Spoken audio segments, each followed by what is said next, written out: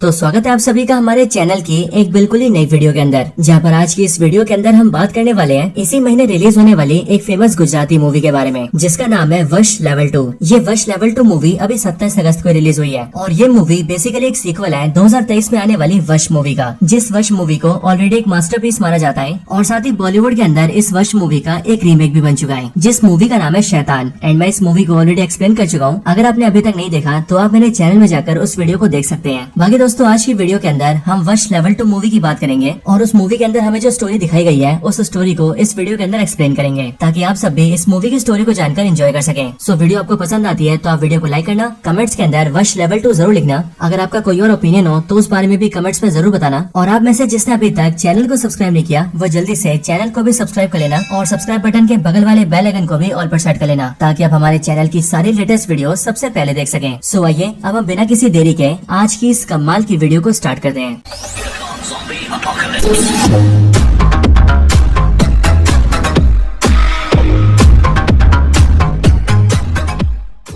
तो वश level 2 movie की जो कहानी है वो वश मूवी की कहानी के खत्म होने के 12 साल बाद से स्टार्ट होती है। और क्योंकि वश लेवल 2 की पूरी स्टोरी वश से कनेक्टेड है, इसीलिए चलिए जल्दी से हम ये जान लेते हैं कि वश मूवी की स्टोरी में क्या क्या हुआ था। तो दोस्तों, वश मूवी में हम आर्या नाम की एक लड़की को देखते हैं, जो आर्या मूवी के अंदर एक कॉलेज स्टूडेंट होती है। इसी आर्या नाम की लड़की की एक छोटी सी फैमिली होती है, जिस फैमिली के अंदर उसके फादर, मदर और एक छोटा भाई होता है। आर्या की फैमिली में उसके फादर का नाम अर्थर्व होता है, जो की एक पायलट होते हैं। उसकी मदर का नाम वीना होता है, जो की एक हाउसवाइफ होती है। एंड आर्या के छोटे भाई का नाम अंश होता है, जो की स्कूल की पढ़ाई करा होता है। अब आर्या एक कॉलेज की स्टूडेंट होती है, इसीलिए वो अपने फ्रेंड्स के साथ मिलकर लद्दाख जाने का ट्रिप प्लान करती है। लेकिन लद्दाख ट्रिप पर जाने से पहले आर्या के फादर पूरी फैमिली को एक फैमिली ट्रिप पर ले जाते हैं। लेकिन फिर रास्ते में एक होटल पर खाना खाने के दौरान आर्या और उसकी फैमिली की मुलाकात प्रताप नाम के एक आदमी से होती है, जो प्रताप असल में एक वशीकरण करने वाला आदमी होता है। एंड वो जवान लड़कियों को अपने वश में करके उन पर काला जादू करता है और इसीलिए आर्या से मिलकर वो पहले अपने वशीकरण से आर्या को अपने वश में करता है। देन उसके बाद वो आर्या के पीछे उसकी फैमिली के फार्म हाउस पर जाता है और वहाँ जाकर आर्या के घर में घुस के उससे अपनी सारी बातें मनवाता है। लेकिन फिर आर्या के घर के अंदर आने के बाद से ही प्रताप नाम को आदमी आर्या के जरिए उसके परिवार को बहुत ज्यादा परेशान करवाता है। यहाँ तक कि आर्या के जरिए वो उसके छोटे भाई अंश को छत से धक्का देकर नीचे भी गिरवा देता है, जिस वजह से अंश को बहुत गहरी चोट लगती है और उसके सर से खून निकलने लगता है। और फिर ये सब करके प्रताप अर्थार्व और वीना को इतना ज्यादा परेशान कर देता है कि वो अपनी मर्जी से प्रताप को आर्या को अपने साथ ले जाने की परमिशन दे देते हैं। लेकिन जब प्रताप आर्या को अपने साथ अपने अड्डे पर ले जाता है, तब आर्या का फादर अर्थार्व उनका पीछा करता है और वहाँ पहुंचकर वो देखता है कि प्रताप ने आर्या की तरह उसकी जैसी और भी बहुत सारी लड़कियों को वशीकरण करके वहाँ पर रख रखा है और आज के दिन ही वो उन सब का इस्तेमाल अपने काले जादू में करना चाहता है। लेकिन फिर आर्या का फादर अर्थार्व ये सब रोक देता है और साथ ही वो प्रताप की जुबान भी काट देता है, ताकि वो किसी भी लड़की को कोई भी कमांड न दे पाए और उनमें से कोई भी लड़की अर्थार्व को नुकसान न पहुंचाए। हालांकि वहाँ पर अर्थार्व प्रताप को तो रोक देता है, लेकिन उसके बाद की कहानी में हमें पता लगता है कि आर्या आज से कई समय बीत जाने के बाद भी प्रताप के वशीकरण में होती है और साथ ही आर्या की मदर वीना और उसका छोटा भाई अंश दोनों ही कार एक्सीडेंट के अंदर मारे जा चुके होते हैं। क्योंकि जिस रात को आर्या ने अंश को छत से धक्का देकर नीचे गिराया होता है, उसी रात को जब आर्या की मदर वीना अंश को लेकर हॉस्पिटल जा रही होती है, तभी उनका कार एक्सीडेंट हो जाता है, जिस वजह से उन दोनों की ऑन द स्पॉट डेथ हो जाती है। लेकिन आर्या का फादर अर्थार्व इन सब चीजों के लिए प्रताप को माफ नहीं करता है और इसीलिए आगे हम ये देखते हैं कि वो प्रताप को एक जंगल की गुफा में बांध कर रखता है और उसे रोज खाने में चाय पत्ती और मरे हुए चूहे खिलाता है। और इसी तरह से अर्थार्व प्रताप को रोज तड़पाता है और उसे अपने परिवार को बर्बाद करने की सजा देता है। अब दोस्तों, इन सब के बाद 12 साल बीत जाते हैं और 12 साल बीत जाने के बाद कहानी शुरू होती है वश लेवल 2 की। अब इस मूवी की स्टार्टिंग होती है JN हाई सेकेंडरी स्कूल से और शुरुआत में हम इसी स्कूल की कुछ लड़कियों को देखते हैं जो कि स्कूल के अंदर एंटर करती हैं। इसके बाद अगले सीन के अंदर हमें स्कूल का लंच टाइम दिखाया जाता है, जहाँ पर लंच होते ही स्कूल की सारी लड़कियाँ सीधा कैंटीन जाती हैं और स्कूल कैंटीन में बैठकर स्कूल के द्वारा दिया गया खाना खाने लगती हैं। हमें दिखाया जाता है कि इस टाइम पर ये पूरा कैंटीन गर्ल्स से भरा हुआ है एंड इस टाइम पर इस कैंटीन के अंदर टोटल 400 से 500 लड़कियाँ होती हैं और ये सब की सब कैंटीन में बैठकर अपना लंच खोलती है और उससे खाना स्टार्ट कर देती है। लेकिन इनमें से एक लड़की ऐसी होती है जिसके लंच खाने से पहले उसकी ड्रेस पर पानी गिर जाता है और इसीलिए वो उसे साफ करने के लिए सीधा वॉशरूम जाती है। और यहाँ पर ध्यान देने वाली बात ये होती है कि वो लड़की अपने लंच नहीं खा पाती है, लेकिन उसके अलावा कैंटीन में बैठी जितनी भी लड़कियाँ लंच खाती है वो सारी लड़कियाँ लंच करने के कुछ टाइम बाद ही बिल्कुल शांत बैठ जाती हैं। लेकिन इसके बाद ही सारी लड़कियां अचानक से कांपने लगती हैं और कांपते कांपते उन सबकी सांसें बहुत तेज हो जाती हैं। और मूवी के थीम के अकॉर्डिंग हमें समझ में आ जाता है कि इन सभी लड़कियों के लंच में कुछ ऐसा मिलाया गया था जिससे कि इन सबका वशीकरण किया गया है और इसीलिए ये सारी की सारी लड़कियां इस टाइम पर किसी के वश में आ चुकी है। लेकिन फिर इसके बाद ही उस कैंटीन में एक आदमी आता है और हमें पता लगता है कि इन सारी लड़कियों पर वशीकरण करने वाला आदमी यही है। अगले पल ये आदमी इन सारी गर्ल्स में से 10 लड़कियों को चुनता सुनता है और उन सभी को स्कूल की छत पर जाने के लिए कहता है। इसके बाद ये 10 लड़कियां जैसे स्कूल की छत पर आती हैं, वैसे वो सबके सब छत की बाउंड्री पर खड़ी हो जाती हैं और उन 10 में से एक लड़की वहाँ से जंप करके नीचे कूद जाती है। ये चीज देखकर स्कूल के सारे टीचर्स, प्रिंसिपल और बाकी सारे स्टाफ सामने आता है और ये सब देखकर सारे के सारे लोग दंग रह जाते हैं। लेकिन फिर बाकी 9 लड़कियों को देखकर बाकी सारा स्टाफ सीधा छत पर जाता है और वो सभी मिलकर उन 9 लड़कियों को छत की बाउंड्री से नीचे आने के लिए कहती हैं। लेकिन हम ये देखते हैं कि वो 9 की 9 लड़कियां रोते और चिल्लाते हुए सभी से कहती हैं कि हम सबको ये सब करने के लिए अंकल ने कहा है और हम अंकल की बात मानकर ही रहेंगे, क्योंकि हमारे पास और कोई ऑप्शन ही नहीं है। और इसीलिए अगर आप में से कोई भी हमारे करीब आता है तो हम फिर से वही करेंगे जो कि पहली वाली लड़की ने किया था। अब देखते देखते यहाँ पर स्कूल का सारा स्टाफ आता है और वो सब मिलकर लड़कियों को नीचे आने के लिए कहते हैं। ये लड़की आगे भी बार बार यही बोलती है कि हमारे पास मत आना, हम गलत कदम उठा लेंगे। अब यहाँ पर जो स्कूल का गार्ड होता है वो एक लड़की को बचाने के लिए पकड़ने की कोशिश करता है, लेकिन अल्टीमेटली वो ऐसा नहीं कर पाता और लड़की उसे देखकर नीचे जंप कर देती है, जिसके बाद उस लड़की का भी वही हाल होता है जो कि पहली वाली लड़की का हुआ था। लेकिन फिर इसके बाद ही बारी बारी करके बाकी सारी लड़कियां भी जंप करके नीचे कूद जाती हैं और ऐसे ही देखते देखते स्कूल की 10 लड़कियों का दी एंड हो जाता है। लेकिन फिर इसके बाद ही कहानी शिफ्ट होती है और हम सीधा आर्या और उसके फादर को देखते हैं। हम ये देखते हैं कि आर्या इस टाइम पर बहुत ही बुरी हालत में होती है, क्योंकि वो आज भी प्रताप के वशीकरण के अंदर होती है। लेकिन यहाँ पर उसका फादर अर्थर उसकी देखभाल कर रहा होता है, जहाँ पर हम आर्या की हालत देखते हैं कि आर्या ना तो कुछ बोलती है और न ही किसी बात का जवाब देती है। वो बस एक हल्की सी स्माइल करते हुए बैठी रहती है। हालांकि इसके बाद अर्थर सामान लेने के लिए सीधा मार्केट जाता है, लेकिन मार्केट के अंदर वो एक टीवी में स्कूल की न्यूज देखता है। उस न्यूज के जरिए अर्थर को पता लगता है कि एक स्कूल के अंदर बहुत सारी लड़कियों पर वशीकरण हो गया है और उन्हीं में से 10 लड़कियां छत से कूद भी गई हैं। लेकिन जंप करने से पहले उन सभी ने किसी अंकल के बारे में कहा था और इसीलिए अर्थर जैसे न्यूज में इस बात को सुनता है वैसे वो समझ जाता है कि स्कूल की उन सभी लड़कियों पर किसी ने वशीकरण किया है, वो भी बिल्कुल उसी तरह से जिस तरह से उसकी बेटी आर्या पर प्रताप ने वशीकरण किया था। ये बात सुनते अर्थर भागते हुए सीधा अपने घर आता है और अपने घर के एक दूसरे हिस्से में जाता है, जहाँ पर उसने आज तक प्रताप को बांधकर जिंदा रखा था। वो प्रताप को आज तक बांधकर उसे तड़पाया जा रहा था और वो रोज उसे खाने में मरे हुए चूहे और चाय पत्ती देता था। यह प्रताप के पास आकर अर्थर उससे पूछता है कि क्या इस दुनिया में कोई और भी ऐसा है जो कि प्रताप की वशीकरण विद्या को जानता है। अगर कोई ऐसा है तो प्रताप उसे उस बारे में जल्दी से बताएं। अर्थर की इस बात को सुनकर प्रताप कोई जवाब नहीं देता है, लेकिन अर्थर की बात से प्रताप के चेहरे पर जो एक्सप्रेशंस आते हैं उन्हें देखकर अर्थर ये समझ जाता है कि प्रताप जैसा और भी कोई है जिसे उसकी जैसी वशीकरण विद्या आती है और वो आगे चलकर कुछ बहुत गलत करने वाला है। हालांकि इसके बाद अर्थर ये फैसला करता है कि वो उस वशीकरण करने वाले इंसान को जरूर रोकेगा, ताकि जैसा उसकी बेटी आर्या और उसके परिवार के साथ हुआ वैसा और किसी के साथ ना हो। अब इसके लिए वो सबसे पहले प्रताप को चेन से और गहरे तरीके से बांध देता है, ताकि प्रताप के वहाँ से निकलकर भागने की कोई चांस ही ना हो। लेकिन फिर इसके बाद अर्थर अपने घर के अंदर कई सारे बड़े बड़े बॉक्सेस लेकर आता है, लेकिन इन बॉक्सेस के अंदर क्या है ये हमें मूवी की कहानी में आगे पता चलने वाला है। अब इधर दूसरी तरफ हम फिर से स्कूल को देखते हैं, जहाँ पर माहौल और ज्यादा खराब हो चुका है। ये सारी चीजें न्यूज में आने की वजह से पुलिस वहाँ पर आ जाती है और साथ ही साथ स्कूल के अंदर जितनी लड़कियां होती हैं उन सबके पेरेंट्स भी स्कूल पर आ जाते हैं। लेकिन अब क्योंकि पेरेंट्स की वजह से वहाँ पर अफरा तफरी हो सकती थी, इसीलिए पुलिस वाले पेरेंट्स को वहाँ पर अंदर एंटर नहीं करने देते हैं। इधर यहाँ पर हम भी देखते हैं कि स्कूल की सारी लड़कियां अभी भी वशीकरण में होती है, सिवाय उस लड़की के जिसने वॉशरूम जाने की वजह से अपना लंच नहीं खाया था। पुलिस को भी पता लगता है कि एक लड़की ऐसी है जो कि बिल्कुल नॉर्मल है, लेकिन जब पुलिस और स्कूल का स्टाफ उससे बातचीत करते हैं तब वो लड़की उस बारे में कुछ भी नहीं बता पाती है, क्योंकि जाहिर सी बात है कि वो इस बारे में कुछ जानती नहीं थी। यहाँ तक कि पुलिस इसके आगे स्कूल के स्टाफ से भी बातचीत करती है, लेकिन स्कूल के स्टाफ को भी इन सब के बारे में कुछ भी पता नहीं होता है और सबके सब लोग इस बात को सोचकर हैरान होते हैं कि आखिरकार स्कूल की बच्चियों की ऐसी हालत हुई तो हुई कैसे। अब इसके बाद ही कुछ पुलिस वाले स्कूल के स्टाफ के साथ कैंटीन तक आते हैं, लेकिन फिर वहीं पर जो भी लड़कियां वशीकरण में होती है उन सब में से एक लड़की सीधा पुलिस वाले के पास आती है एंड वो उससे कहती है कि अंकल ने हमसे कहा है कि हम आपको एक मैसेज दें और वो मैसेज ये है कि प्रताप को ढूंढो। अब जाहिर सी बात है दोस्तों, इस लड़की के जरिए उसी बंदे ने मैसेज दिया है जिस बंदे ने इन सारी लड़कियों पर वशीकरण किया है और इसीलिए लड़की यहाँ पर पुलिस वाले से कहती है कि अंकल का मैसेज है कि प्रताप को ढूंढो वरना पूरे शहर की हालत खराब कर दी जाएगी। अब दोस्तों यहाँ से ये बात क्लियर हो जाती है कि जो आदमी इस पूरे वशीकरण को कर रहा है वो न सिर्फ प्रताप को जानता है बल्कि वो प्रताप का करीबी भी है और हो न हो किसी खास रीजन की वजह से वो प्रताप को ढूंढना चाहता है। लेकिन अब क्योंकि वो खुद से प्रताप को नहीं ढूंढ पाया होगा, इसीलिए प्रताप तक पहुँचने के लिए उसने स्कूल की सारी बच्चों का सहारा लिया है। हालांकि यहाँ पर पुलिस वाले इस बात को सोच रहे होते हैं कि आखिरकार ये प्रताप नाम का आदमी है कौन, लेकिन इतने में हम ये देखते हैं कि वहाँ बैठी कुछ लड़कियाँ अचानक से खड़ी होती हैं और वो चिल्लाते हुए भागने लगती हैं, जिसके बाद वो जल्दी से पहले पुलिस वालों को धक्का देती हैं, देन स्कूल के स्टाफ को धक्का देके वो सीधा कैंटीन से बाहर निकल जाती हैं। इसके बाद वो सारी लड़कियाँ सीधा पेरेंट्स पर भी हमला करती हैं और वहाँ से सीधा स्कूल से बाहर निकल जाती हैं। जिसके बाद जितनी लड़कियाँ स्कूल से बाहर निकली होती हैं वो सबके सब मिलकर पूरे शहर में लोगों पर हमला करने लगती हैं। जैसे कि कोई लड़की बाइक पर जाने वालों को मारती है, कोई लड़की बस में घुसकर उसके ड्राइवर को मार देती है जिससे बस ठुक जाती है और कोई लड़कियाँ तो कार वालों को रोककर उन्हें भी मारने लगती हैं। और इस तरह से स्कूल की लड़कियाँ जो कि वशीकरण में थी वो देखते देखते शहर के काफी लोगों की जान भी ले लेती हैं। इसके बाद ये सब देखकर पुलिस जल्दी से पूरे शहर के लोगों को घर के अंदर रहने के लिए कहती है और शहर के सारे लोगों को एडवाइस दिया जाता है कि जिस स्कूल की लड़कियाँ ये सब कुछ कर रही है उस स्ट्रेस की लड़कियों से दूर रहें, क्योंकि इस टाइम पर वो लड़कियाँ उनके साथ कुछ भी कर सकती हैं। हालांकि इन सब के साथ ही न्यूज के जरिए ये भी बताया जाता है कि ये सारी लड़कियाँ किसी प्रताप नाम के आदमी को ढूंढने की बात कर रही हैं। हालांकि इन सब के बाद ही हम ये देखते हैं कि जो पुलिस वाले होते हैं वो बाहर खड़े पेरेंट्स को अंदर आने देते हैं, जिसके बाद वो सारे पेरेंट्स अपनी अपनी बच्चियों से मिलते हैं। यहाँ सभी पेरेंट्स अपने बच्चों को समझाते हैं कि आखिरकार वो ये सब क्यों कर रही हैं। लेकिन अब क्योंकि ये सारी लड़कियां वशीकरण में होती है, इसीलिए वो ना तो अपने पेरेंट्स की बात सुनती है और ना ही कोई भी बात मानती है। लेकिन फिर इन सबके बीच एक लड़की खड़ी होती है और वो सभी पुलिस वालों से कहती है कि अब उनके पास सिर्फ 5 मिनट है और अगर 5 मिनट के अंदर प्रताप को नहीं ढूंढा गया तो फिर से कुछ बहुत ही गलत होगा। अब इस बात को सुनकर सभी पुलिस वाले और स्कूल का स्टाफ काफी ज्यादा डर जाते हैं। लेकिन फिर अगले पल स्कूल के उस कैंटीन में एंट्री होती है अर्थर्व की, यानी कि आर्या के फादर की। आर्या का फादर अर्थर्व जैसे यहाँ पर आता है वैसे वो पुलिस और स्कूल स्टाफ से कहता है कि जिस प्रताप की बच्चियां बात कर रही है वो प्रताप नाम का आदमी उसके पास है। ये बात सुनकर पुलिस और ज्यादा कंफ्यूज होती है और इसीलिए वो अर्थर्व से पूछती है कि आखिरकार ये प्रताप नाम का आदमी कौन है,